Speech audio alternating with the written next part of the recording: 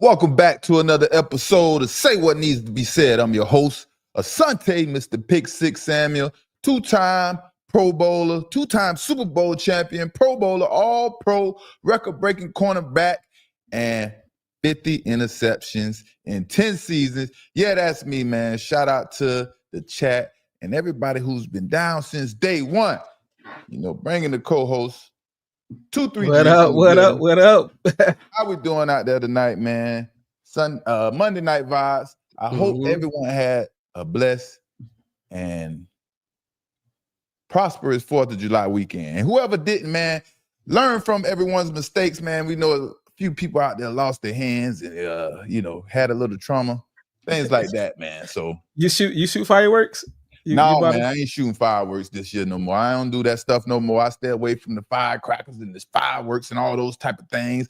No, I'm not a dangerous individual, man. I'm not a dangerous individual no more. So you done it before? I've definitely done it, and I definitely was dangerous. I had all the high-powered firecrackers and explosives and everything you could think of, baby.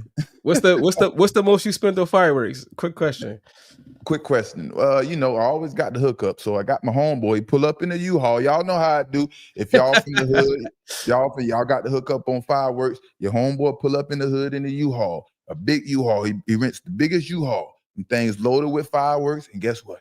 You go pick what you want. And so I got about $5,000 worth of fireworks for $900. How that sound to you, baby? I mean, that's a deal. That's a deal right there. That's a deal, ain't it, man?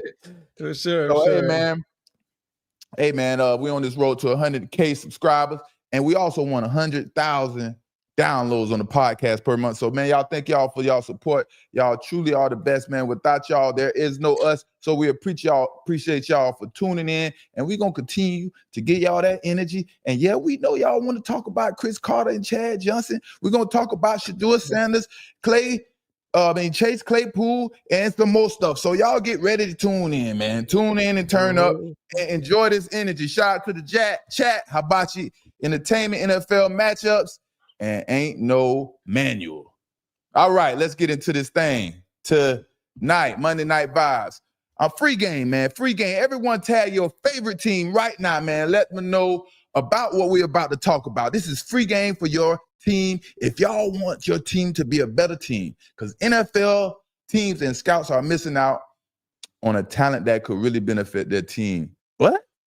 This player needs to be used as a hybrid tight end.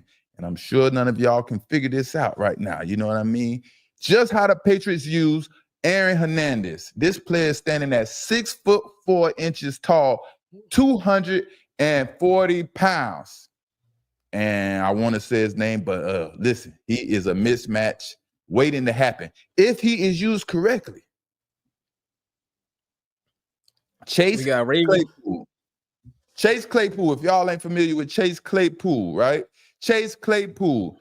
Chase wasn't used correctly during his career, never achieving 1,000-yard season, right? But if Chase is used as a tight end, I believe he could get back to being productive like he was during his rookie season. I really do believe that, right? I think he could get back to being productive like he was his rookie season if he's used correctly. I like to compare a cornerback moving to safety just like a wide receiver moving to tight end, only if the player is able to handle the physical nature of the new position. Receivers are used to competing against faster, quicker cornerbacks. Safeties and linebackers are responsible for the tight end. So why not your favorite NFL team bring in Chase Claypool on a veteran's minimum contract with some incentives and see if he can handle playing tight end? You know, I'm not familiar with any off-the-field problems or problems he had with teammates and things like that. But I watched Bill Belichick sign players who were hungry for another chance, and those players played like it was their last opportunity in the NFL. So I do remember Chase Claypool not giving 100% effort during some games. So that's not tolerated. But after not being on a team, he realizes that the NFL will move on regardless. And that happens to us a few times in NFL. We feel entitled. And I think that happened to Chase Claypool. So let's check it out, man. Let's get into this article real quick, right? Chase Claypool, right? It says, Claypool wrote on social media that he needed extensive medical treatment and rehab, but he is now capable of doing everything he's ever done on the football field. Quote, I tore a ligament and a tendon in my second toe and have been rehabbing, working out and recovering every day for the past year, Claypool wrote. I am back to being the strongest and fastest I've been, and couldn't be more excited to step back on the field and let my actions speak for themselves. I deeply and truly believe the pieces will align, and I will work my way into the position to show off what's been suppressed these last 2 years. Chase Claypool, what do y'all think about him? Man. Talk to me, Dries. Yo, I think Chase Claypool chances is over. You think he'll move positions and get another chance, but I think his chances is over. Like he started out hot fire. I mean, Steelers do a good job with getting wide receivers. Then after they like leave Steelers, is like a whole different story. So he went to the Bears, think he's going to be. He was talking a big talk and never backed it up, man. So he kind of like fell off. But it's so much talent coming into the NFL. That's why they say the NFL not for long. I think he lost his chances, man. I don't think he's gonna get another chance to even though you say you switch positions, I don't think he can have a chance. Yeah. You may be correct. He may not have a fair opportunity. He will get another chance. Someone will pick him up, even just as a camp body. But here's the catch. Like I said, him playing receiver, no, I do not agree with. But him coming and you using him as a hybrid tight end, such as just the way the Patriots used Aaron Hernandez back in the days, along with Rob Gronkowski, I think he will be very productive. And he is definitely a mismatch. And like he said, players coming back stronger and faster after injury is a true thing. So I do believe Chase Claypool is in tip-top shape. He is definitely a great candidate for a tight end, if used wisely. I like Mike Vrabel, the New England Patriots. Mike Vrabel, I hope you hear this. Chase Claypool can make life much easier for Drake May. And Vrabel understands exactly how tight ends needs to be used because Belichick used him as a tight end when we use 3 receiver sets and things like that. But, tight ends can easily create matchup problems. Obviously blocking will be a problem. So you design packages and formations to screw up the personnel count for the defense. And that's how you create a mismatch for Chase Claypool. Bring him in, put him at tight end, different packages, right? Sometimes he's in the pro set. Sometimes you might have two tight end, a 2 tight end set, 2 wide receiver sets. You mix it up, but you're confusing the defense of personnel count. They don't understand what players need to be on the field of cover this package, whether it's 3 receiver set, 2 receiver set, 4 receiver set. They won't understand when you bring in Chase Claypool into the game.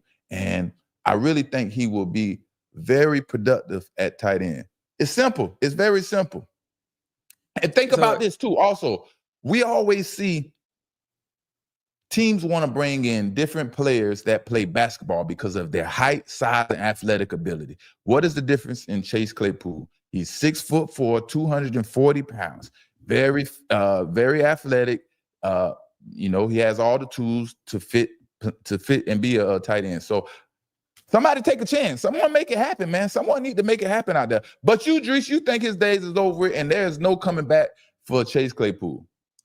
And also, I don't think the Patriots would be a good fit if it was a team because they just signed Matt Collins. And Matt Collins is like the same build as him. He might not be as athletic as Chase Claypool, but Matt Collins kind of like the same build, the 6'4", 225 type receiver, tight end, whatever. I don't know how they're going to use him. They use him as a bigger slot most of the time. Exactly. So that's like putting the same person in the same, kind of like that same area. So I don't think even if he would to make a comeback, I don't think the Patriots would be a good fit because they just signed Matt Collins this offseason as well. Right. But understand this, man. For years, when Belichick was the coach of the New England Patriots, we carried 3 to 4 tight ends any given year. We had 3 or 4 tight ends, and tight ends was the the most popular package on the offense. I don't know what the exact name of the package was, but you would have 2 and 3 tight ends on the field at times. And you didn't understand where these tight ends would be. You didn't understand if you needed 1 cornerback in the game and the rest linebackers. So I'm just saying Mike Vrabel understands how to use tight ends and the importance of having those tight ends that can be productive on the team. So I want to see Chase Claypool, but I want to see him at a different position. I want to see the NFL use him at tight end. So Chase Claypool, we'll see what happens with him, man. I know he's motivated and ready to get back in the NFL after taking it for granted, because we usually feel so entitled and, get lost in the sauce and start taking things for granted sometimes, man. So shout out to Chase Claypool. Shout out to Chase Claypool. All right, man. What we all been waiting for. And what's been the talk of the town? Cris Carter and Chad Johnson. Man, Cris Carter and Chad Johnson. But first, I want to put everyone in the position of the general manager of an NFL team, right? And your team needs a number 1 receiver on offense. You as the general manager have to take a receiver with your first round selection. The options at receiver are obviously Cris Carter and Chad Johnson. Here are the measurements. Cris Carter is 6'3", 200 pounds. Chad Johnson is standing at 6'1", 190 pounds. Cris Carter runs a 4.63 in the 40-yard dash, and Chad Johnson runs a 4.57 in the 40-yard dash. Your evaluation comes from their careers in the NFL. What you think of them as a player, right? You're evaluating them in the NFL as if it was college, and then you got to make your selection. What Chad and Cris did in the NFL careers is what we use to make a decision. Who are you selecting with your first pick in the draft? Cris Carter or Chad Johnson? Now check this out, man. I've been doing some digging and some researching, right? Been checking things out. And Cris Carter, this is Cris Carter before the draft. 4.63 in the 40-yard dash, right? I already said he was 6'3", 200 pounds. Career stats, 1,100 receptions, almost 14,000 yards receiving, and that special number, 130 touchdowns. Yes, that is a big number and is a hell of an achievement. In 1987, Carter ran just slightly faster than the average receiver at the time, according to former Cowboys personnel man Gil Braddock. That's both a comment on how much faster. Let me say that again. That's both a comment on how much faster wideouts have become. 40-yard dash time for receivers rose to 4.48 seconds as of 2013. And how little long speed had to do with Cris Carter's success in the NFL. All right. So to give Cris Carter credit, the 4.63 back in his days in 1987 was a little bit faster than the other receivers. Okay, the NFL was still developing and figuring things out. Now we got Chad Ochocinco. Chad Johnson, 4.57 in the 40-yard dash. Career stats, 766 receptions, 11,000 receiving yards, 67 touchdowns. We know Cris Carter played like 16, 17 years. Chad Johnson played, I think, 11 years. Another stellar wideout who fell out of the first round because of a slow workout. The Bengals knew Johnson was much faster than the close to 4.6 he posted at the 40 due to his tape and displays of quickness at the 2001 Super Bowl or Senior Bowl. One of the game's elite pass catches between 2002 and 2007. Johnson developed his route running and timing with quarterback Carson Palmer to put together one of the best 5-year stretches in league's history. Y'all hear that? One of the best 5-year stretches in league history. I didn't say that. I didn't write that. That's just the facts, right? So that's what we talking about. Now, I can't lie to y'all. You tell me, Dries. You tell me if any of these things you hear doesn't resonate well with you, or you may assume something. Because me, myself, I thought or assumed Chad was a 4-4 guy. I did too. I saw that speed. It kind of surprised me. I didn't think it was that slow. I mean, but a lot of times the 40 is technique. You run I see a lot of guys that got better technique, but I know people that's way faster than them. You know what I mean on that 40. So that could be the thing. I mean, he probably had that good technique on the 40 and messed it up, made it slow. That happens all the time. You exactly. see, you know guys that work out good as hell, but you put them on the field, they lost. Right. So what you're saying, basically what you're saying is, like I said, there's no way I can see Chad as a 4-6 guy, because he doesn't play like he runs a 4-6. He plays like he runs 4-3, 4-4, right? It's that football speed. Some people have off the field speed, and some people has that speed on the field, right? But think about what type of offense would you run, right? And how you would use either receiver. This is the debate. I want to see which player you would select, Chad Johnson or Chris Johnson. Y'all put it in your comment, or when y'all see this video. I'm seeing more Chads. I'm seeing more Chads right now. You seeing more Chads? All right. I'm seeing more Chads. Yeah, we're gonna get it, right? And think about it. Think about it, right? When I debate about these players, right? When I debate about these two players, I like to keep the off the field drama out of these debates and base it solely on the player's performance on the field. So these two players, hell of a players in their career, hell of a players. But if you had the number one pick and you had to take a wide receiver, or your number one pick in the first round, and you are obligated to take a wide receiver, are you taking Chris Carter or are you taking Chad Johnson? Dries, what are you taking? Who are you taking?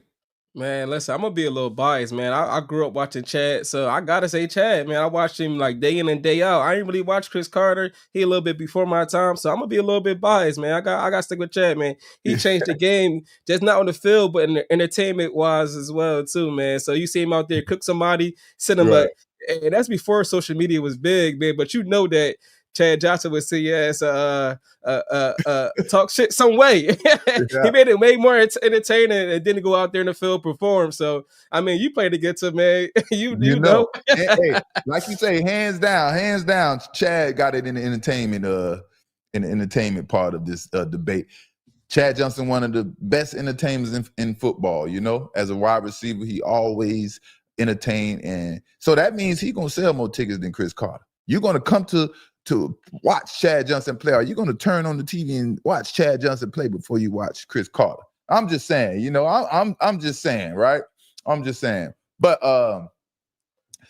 you know, at the end of the day, I wouldn't have brought this upon the audience and the NFL community. But some people are arrogant than others. Some people are just arrogant to the roof. And maybe Chris Carter is one of those people, because this was a foolish take that he put out, and it was unwarranted.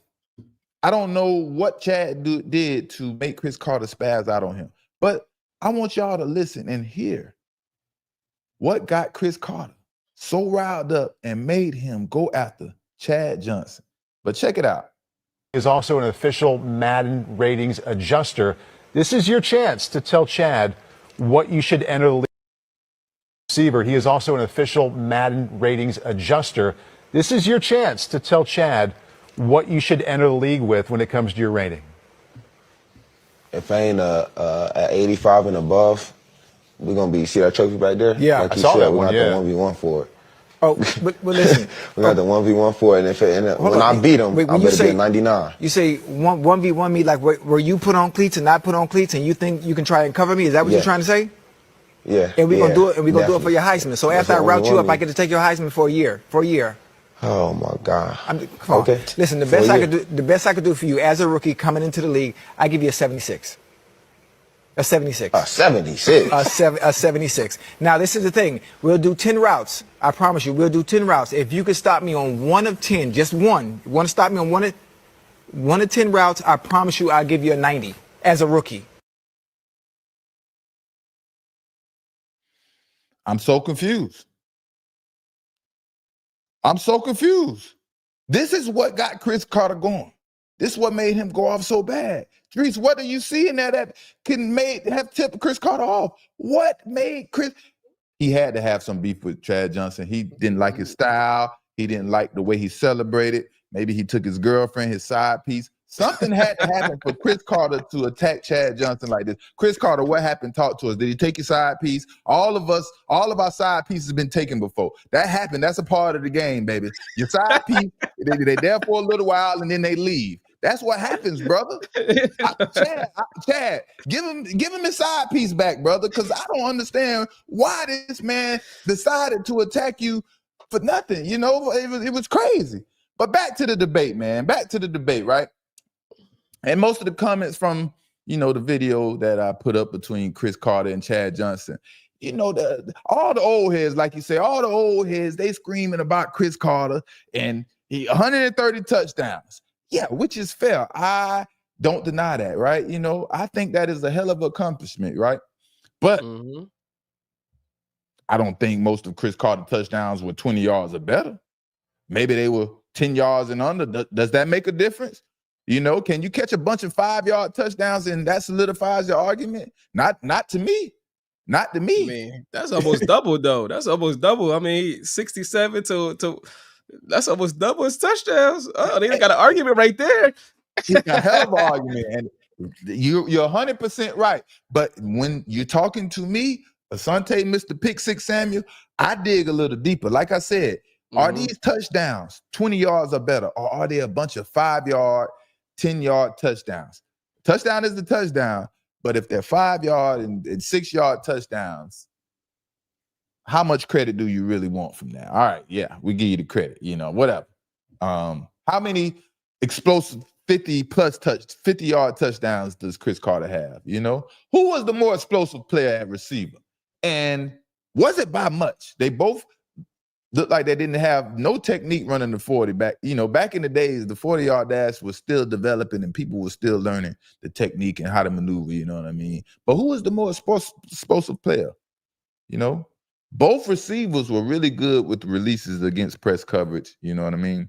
And it seems like Chad may be quicker, slightly quicker, and has more quick twitch muscles, you know, and things like that. But Cris Carter, I'm going to give Cris Carter his credit. You know, we don't take nothing from no one. Cris Carter was definitely quick. His quickness was deceiving, you know, and his quickness was at the line of scrimmage, just like Chad, against press coverage. He was really good, and he was a technician against press coverage. But after press coverage, there wasn't much acceleration of speed down the field after that. That's just being real. So he knew how to set guys up in press coverage and do his thing, you know. But listen, I respect Cris Carter. I respect Cris Carter's story and him overcoming addiction, things like that. But I don't respect his hot takes, you know. And, you know, and it's crazy because Cris Carter, everyone had Cris Carter's back when he was going through his situation and things like that. And then just to see Cris Carter side with the propaganda surrounding Shedeur Sanders after the damage was already done, you know, after the draft, that was really foul for Cris Carter, you know. And I don't know, man. Cris Carter really is one of those guys that thinks real highly of himself, and maybe everything doesn't fit how he thinks of himself, you know. I don't know. You talk to me, Dries. Talk to me. Yeah, I see what you're saying. I feel like you're saying that the yak, once Chad get the ball in his hands, he could do something afterwards. And it seemed like you saying Cris Carter, once he get the ball, it's over. Like he done his job. His job is done. It's complete. It's complete. Think about it, as a defensive back, how fearful am I supposed to be that he's going to catch the ball and fall? If I'm guarding Tyreek Hill, I am a nervous Purvis on that football field. When he catch that ball, I know I got to tackle him. I got to get to him quick. He catch the ball, I got to hit him. Because if I don't, he'll take it 100 yards against me. Cris Carter, we seen. You understand? Like, there's no shots. I'm just speaking facts. You know, I have a lot of things in my head that I could come out and speak about, but I choose not to. I wait for someone else to make the first move. You make the first move, you're gonna be like, where the heck did all this come from? Hey man, I was just holding my opinion, and you know, I don't want everybody to be like just crazy. You see what I'm saying? So I hold some of my opinions, and they may be opinions to y'all, but they're actually facts. You know, I hold my facts to myself because a lot of people can't handle the truth out here, man. This is a sensitive world we live in, and that's why y'all come to say what needs to be said, because we don't care about people being sensitive. You know, we team Chad over here. We mess with Cris Carter, but we team Chad over here. Chad, come on. We drafted you first round, top number 10 pick of the overall draft, baby. Come on. What team? Philadelphia Eagles, you know? Man, we got ain't no manual. He said Cris started the toe tap, man. He a legend. He started that toe tap. Right, and that's what they tried to bring up and talk about and think like, yeah, no, that's cool. And yes, he was the main character of the toe tap, and he probably did it the best. Yeah. But it's still along the lines of a possession receiver. Show me something different than him being a possession receiver. I don't want the possession receiver. If I have a possession receiver on my team, he's probably going to be the fourth receiver. I'm going to have 3 receivers that's dogs that can get that ball and go. You know what I mean? That's what you need. Mm-hmm. And when I was playing in NFL, when I was covering different receivers, I always wondered, why did they have these slow possession receivers instead of just going to get these fast guys? But hey, I kept my mouth shut because I ain't want them to start signing fast players against me. You know what I mean? Hey, but Cris Carter, man, understand, I am a fan. I was a fan. I watched your whole career, but you out of pocket, man. You out of pocket, man. And I watched Cris Carter help Randy Moss, you know, with whatever Randy Moss needed, his routes, him being a football professional, NFL professional, and things like that. So don't get it twisted, man. I just stand up for things that need to be stood up for, and saying what they need to be said, man. Say what needs to be said, you know. That's it. But hey, to continue, right? Because I want y'all to understand this. If you're running a 4.6 40 as a cornerback, I'm not concerned. The slower the receiver, the easier my job is. If you're a 4.6 40, you better be 6'7" or better, 220 plus pounds, because it's much easier. And should we give credit to the route running excuse? Because if you're a 4.7, 4.8 40, think about it like this. How hard is it for Tyreek Hill to run a nice, crisp route at full speed? That is very challenging for Tyreek Hill. Now you take Cris Carter, runs a 4.63. Of course he could stop on a dime and come back for the ball and make his routes look all crisp and beautiful, because there's not much speed, there's not much acceleration, explosiveness in that route. So who can't stop on a dime?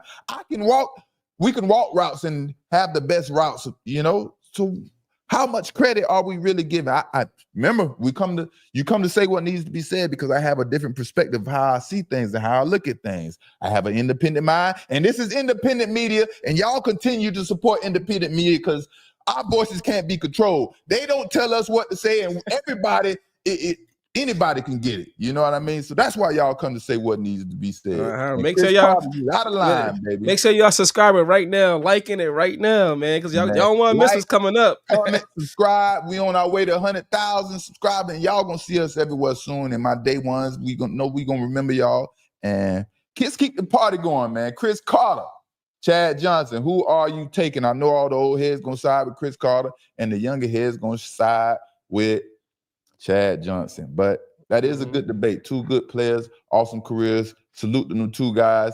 Hey, at the end of the day, if y'all need to box it out, y'all get in that ring and throw some hands, y'all. You know. Hey, but moving right along, we got Shedeur Sanders, man. Shedeur Sanders. What is going on with the brother Shedeur Sanders? Everyone is still talking, making up stories, speculating, everything you could think of surrounding Shedeur Sanders. is going on. It continues to happen. Every possible scenario has been floated around concerning Shedeur Sanders' status as a quarterback for the Cleveland Browns. Fifth rounders usually don't get a fair chance to prove what they can do. And I talked about this before, I mentioned this before. However, I think Shedeur Sanders' situation is unique to many other quarterbacks' competitions, right? I don't think the Cleveland Browns would have drafted Shedeur Sanders for no reason when they already drafted Dillon Gabriel. It didn't make no sense. When they drafted Dillon Gabriel in the third round, their reason for drafting Shedeur Sanders is still to be determined. And it better be a good reason. And at the end of the day, it is what it is. Shedeur will start training camp as the fourth string quarterback. But that could change in a couple days, in a week, couple weeks. That can change anytime, you know. Soon as Shedeur get out there and looks significantly better than his competitors. But if things don't work out, is this a possibility? Is this a possibility? Shedeur Sanders, Toronto Argonauts, CFL. What do you think about this, Dries? Is it a possibility? I saw that they got the exclusive rights to Shedeur, so if he ever come to the CFL, they got basically first dibs to Shedeur. But do I think that's a possibility? I think he's too talented. There's no way he's totally out the NFL to go to the CFL unless he could be like a super trendsetter, where it's just going to be like sort of new direction of like NFL quarterbacks that not going to be number one. You know what I mean? Like sometimes like it changes. Like it was a thing with the an NBA with the G League, where it's so that, you know, you got to do 1 year at college and NBA. I mean, 1 year at college before you get drafted to the NBA, but some people will skip into college and do 1 year in G League to go to the NBA. So it might be like the new way to get to the NFL with the G League. I mean, with the CFL, but I doubt that happened. But of course, if Shedeur would do it, the Sanders family, they trendsetters. People might start. They might be that might be the new route. That might be like what everybody want to do. Like, I'm going to CFL first, but I don't think that worked for everybody, because I don't think they got like a big name as Shedeur Sanders. But he definitely deserved to be in NFL. He's better than 100%. A lot of projected starters, especially for New Orleans. He's better than every quarterback on that roster. So it's teams that. There's a few quarterbacks that took that path to the CFL and came back to the NFL and you know, became Hall of Fame quarterbacks. You know, I think the idea of going to the CFL isn't idea, but you know, it's being floated around. So if Shedeur takes this unusual route to success, like the Doug Flutie, Warren Moon, Kurt Warner's, how many of these quarterbacks won a Super Bowl? I know Kurt Warner won a Super Bowl, but all of these quarterbacks had to play in the CFL, right? And it's a few other had to take this route. This is the worst case scenario for Shedeur Sanders, heading to Toronto to play in the CFL, right? But it's not the end of the world. It's definitely a huge step backwards, and it will be another challenge that the Sanders family will have to deal with. No player willingly wants to play in the CFL, but it's an opportunity, right? If Shedeur decides to take that path, if it becomes available and he, you know, and that's on his plate, he will make that league instantly popular. Like you said, they are trendsetters. You will see everyone in Canada doing the Shedeur, throwing up that risk, and he will have a record-breaking contract and all type of other incentives to go along with him playing in the CFL. He probably will be a part owner of the team, you know. But we're gonna see how it goes. That's an idea that's floating around. Obviously, we're just talking about it. We're not speaking existence. That is not going to happen. Shedeur Sanders is at the Cleveland Browns, and he is going to make the best of that situation. I truly believe in him, you know. And at the end of the day, old man Joe Flacco, man, he's going to end up giving that job to Shedeur Sanders. Hey, he's going to tell Kevin Stefanski, go ahead and put Shedeur in the game. I'm tired. It's week 10. I'm tired. I'm 40 years old. I'm ready to hand this thing down to the young buck. And yeah. What do you think about Shedeur Sanders coming up, training camp? How will things play out? Is he going to end up being a starter? When will he end up being a starter? How will all these things playing out, man? I know everybody's waiting to see, man. And I can't wait to see. Man, you know what? Like I will like the ultimate spot I want to see Shedeur play at. Well, I know it's gonna be possible because the contract, but Trevor Lawrence, if they could somehow get rid of Trevor Lawrence's contract and get him out of there, like take some of the hit and bring in Shedeur, and Travis, and they got a new stadium coming. They got the new stadium coming. They gonna sell that thing out, man. It'll be like the perfect situation where they build in from the scratch with two brothers that played each other in two different colleges with a brand new stadium in Jacksonville. It'll be perfect. But I doubt anybody want to take that Trevor Lawrence contract, even if Jacksonville eats some of it. Yeah. It's just he signed to too much money, man, and he ain't producer, so. It gotta be somebody. Man. It's just like every time I speak my mind and tell the truth about these teams and their quarterbacks, everyone loses their mind. I said what I had to say about Trevor Lawrence, him having two number one receivers. Is he going to be able to get them the ball? And the answer is, I think not. Trevor Lawrence isn't as good as he was a college prospect. So we're gonna leave that right there. But Shedeur Sanders making it to Jacksonville? That's impossible, brother. Yeah, I know, man. Nobody taking that contract. Hey, but next subject, man. We got Stefon Diggs, man. Oh, Stefon Diggs. One thing I can tell you, man, Stefon Diggs is locked in for this season, man. He understands. The older we get, the more locked in we tend to become. When we realize our days are about to be coming to an end. But guess what? The City Boys up 100 points, baby. Stefon Diggs is the head ninja of the City Boys. And he had Cardi B thinking it was meant to be, and he was the love of her life. That was going to be her new man. They was getting married and so on and so forth.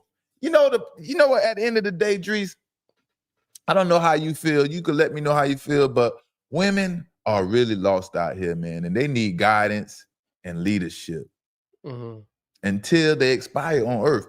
I haven't really met one woman. Everybody needs some type of guidance and leadership at some point in your life, but it's like every woman that I come in contact with, they need that. I could see where the guidance and the leadership is missing, That leadership can come from your dad, or it can come from a relationship, but it's absolutely necessary and needed. Most women advice to other women is usually what is leading these women, and it is horrible advice because they thrive in a world led by emotions and how social media perceives things. And what's next for Cardi B, y'all? What's next for Cardi B? She is single? Is it back to the club, shaking that ass to attract the next temporary relationship? The man with status, What's next for Cardi B? And I don't know how everyone keep falling for Stefon Diggs and thinking remember that clip, man? They asked he was back on the Vikings, like, bro, that clip is crazy, bro. It's like everybody know, man. So well. It's like, this is really who Stefon Diggs is and who they said he was in that locker room, and keep away from my sister, my family members, I don't know how women feel about relationships and things like that, but it's like,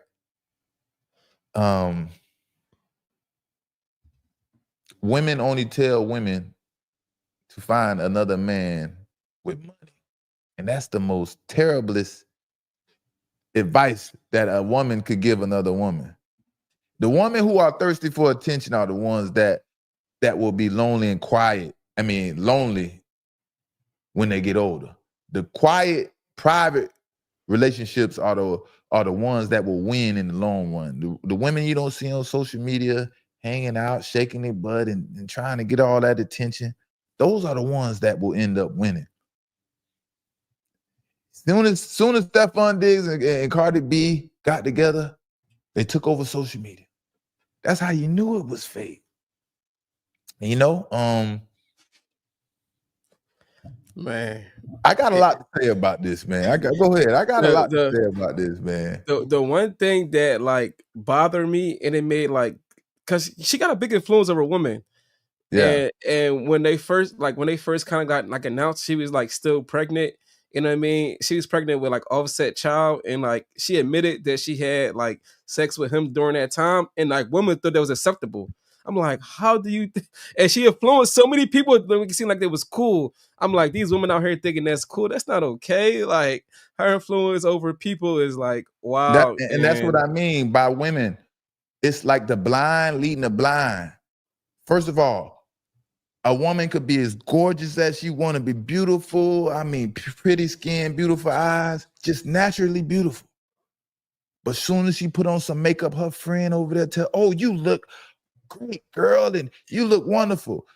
In reality, she made herself look worse by putting that makeup on her face when her natural beauty looks much better. And this is the truth. Women leading women is the worst thing ever because they don't know what's going on, And fake love is ruining our culture. The misguided and young generation think these social media relationships is goals, and that's not reality. And I sure hope this BBL era is over and women learn to love themselves more. Stop altering your body, from what God created. Veneers and BBLs, both of them things come with odors, and look funny if they're not done right. Despite what women may think, it's not attractive if it's not, especially if it's not done right. Some of the BBLs, you got the out of shape booty and the skinny legs, and then the veneers. You going way to Colombia to get these horse teeth. What happened to braces and working out? That's the problem with Americans, with people. The easy way out, man. They want to cheat life. They want to cheat life. Take your butt to the gym. Get you some braces, veneers. I mean, not veneers, Invisalign, whatever you need to straighten out your teeth. You know what you do when you're young and things like that. Get you some insurance first. Figure out how to get you some insurance, and then you can take care of the braces for the low. But stop thinking the easy way out is the best way, because you're going to pay for it in the long run. And it's just crazy because it's like people risk their lives going into these other countries to get these veneers and BBLs. It's just crazy to me. Like I could you see yourself going to another country to alter your body, Dries? Like, I'm not saying a woman, but anybody. Like, one of my things about it is like we haven't seen the results of it for like 20 years from now. You don't know how you're gonna turn out when you 70 years old with that being done, because you gotta keep up with it the whole time. It's like a car maintenance. Like, you gotta keep getting tune-ups and all that to keep it right, man. That's expensive. Once you do it, you can't just stop. You gotta like keep it going. Right. And that's what they're talking about on TikTok and social media. First it was the thing to get, and now they're starting talking about, man, that girl BBL was stank, and this and that. It was just an awful smell. Who wants to deal with that? That's what happened when you change and alter your body. You got to get tune-ups. You got to go revisit the doctor, get it touched up. You got to, if it's leaking, you got to get it patched up. Man, love yourself. Get you some braces, brush your teeth, work out, go to the gym. And somebody gonna love you, man, for who you are. That's that at the end of the day. If you putting all these fake parts on your body, guess what's gonna happen at the end of the day? You're gonna find fake love and fake people. If that's the life you want to live, then continue to make everything around you fake, and fake will attract you, and you will attract fakeness. That's how it goes at the end of the day. I love real, baby. I like the real. Everything around me and my family is natural. We get up, we work hard, we eat right, we get some sun, we take our supplements, and we ain't getting no BBLs and veneers. I tell you that much, man. Somebody gonna say BBL Drizzy. BBL, that's who made this thing popular. Oh, BBL Drizzy, man. Stay your butt in Canada, man, and stop messing up our culture, making these women think that's what you want to see, man, and you really don't want to see it. But I haven't really, one time I had, back in my days, right, when I was outside doing my thing, I don't know what experience you had with a BBL, Dries, but I had a little experience with a BBL, right? And I got the girl, and we doing our thing, and I'm getting it from the back, and I'm holding her, and it felt like a brick. I'm not lying. You ever heard of that? Yeah. The butt was hard as a brick. Now, this is years and years ago, but this is when the BBL things first started. So it was new. They was finding doctors. But you ain't the only one that think that. Bro, it was a real hard brick booty. And it was like when I was doing my thing, it was like, you have to stop because I have to, I can't keep going. I don't know what this is. And that was the first experience I had with BBLs, and it was an awful experience. Someone should have warned me, man. Someone should have warned me. Yeah, man. So we got interviews coming up at the end of the week. We got some guests popping out. We got doing our thing over here. Say what needs to be said. Dries, what's up, baby? Preseason starting up soon, man. At the end of the month, we got a few more weeks, and then we get into the reels. The preseason is gonna start happening. The cuts gonna start happening. Some moves, some trades, some little bit of some pickups. All that's going. The countdown is here. A little bit of everything. A little bit of everything. So we got to put Dries on the spot. Y'all know he's a Philly guy. Right now he doing the Asante thing. He live in Florida and he be in Philly, something like how I do. I live in Florida, but I played for Philly, right? But we gonna put Dries on the spot. And who would the Philadelphia Eagles be playing in the Super Bowl this year? Who gonna make it to the Super Bowl? Oh, you said who they gonna play? I would like to see the Ravens. Eagles and the Ravens, man. I cheer for Lamar Jackson over there on the AFC, man. It was a good game when they played each other last year. I want to see Eagles and Ravens. That would be an amazing Super Bowl, man. That's something I want to see. Let me tell you about those type of games, and y'all don't understand. If y'all follow me, y'all probably heard this story before, but let's ride with it. If you have the Ravens versus the Eagles, that is a big market game, right? The Eagles has a big fan base. The Ravens, I think it's so-so, but Lamar Jackson against Jalen Hurts. Great marketing. It's going to sell out. So with me, if I was playing for the Eagles and this happened and both these teams made it to the Super Bowl, I'm going to have 16 Super Bowl tickets. And I'm probably going to sell them for an average of $12,000 per ticket. And none of my family members are going to the game. That's all I'm thinking about. It's like you got some experience with this. Oh, that's what I'm telling you. I'm talking off of experience, and I can't get in trouble no more. The statute of limitations is over with, so I'm good. I used to have the parking lot lit, and guess what? Coach Belichick knew it was happening because guess what? When they come to buy the tickets from me, they got to go through the security gate, and we in the parking lot, so they got cameras and everything. And see, but guess what? Coach Belichick is cool like that. He was just making sure that Asante was safe and I wouldn't get in trouble. Let me do my deal, do my little hustles on the side, and go home safely. As long as I'm doing it in the stadium and not outside of the stadium, life is good, man. But yeah, man, everyone wants to see Lamar Jackson make it to the Super Bowl. Is this the year? Is it going to finally happen? I don't know, man. That Jalen Ramsey could have been that could have been a good spot for him, but now he's in the same division. So we're gonna see how that plays out. You know who I think the Steelers should add to that run they have?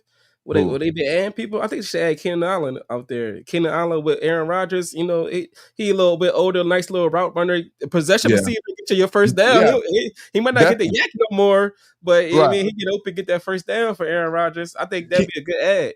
Yeah, Keenan Allen, guys like that, like you say, possession receivers, they are very good in slot. You match them up against linebackers, zone routes. They find the open area and know how to sit down and always make themselves open. So yeah, Keenan Allen is definitely a good prospect. Got Metcalf on the outside, so you know what I mean.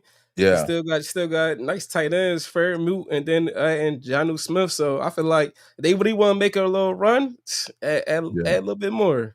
But I do believe the AFC North will be the division to watch this season, man. Will be the most exciting division. You got Aaron Rodgers over there with Pittsburgh, the Ravens. Hopefully the Cincinnati Bengals get that defense together. Then the Cleveland Browns. That's always a topic of discussion to see how things will pan out for the Cleveland Browns. But the AFC North is definitely going to be a fun division to watch. One of the funnest. What would another division you think would be exciting? Think AFC West. AFC West. We got the Oakland Raiders, Kansas City Chiefs, Broncos and Chargers.